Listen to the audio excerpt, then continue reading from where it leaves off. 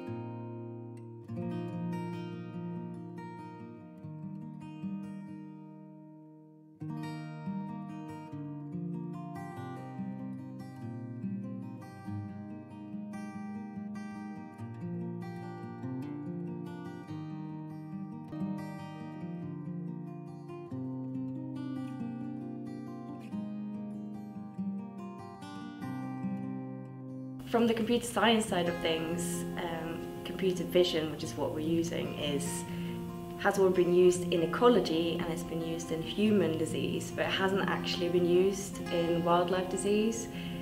And we have challenges with the number of images, which is where the citizen science comes in, and technical challenges with just applying it to a new field. So the natural world is messy. There's a lot of variation out there, and we're trying to use computer vision techniques to understand that mess. But it does mean we need lots of images from people to try and help us get a really robust answer as to whether there's disease in an image or not.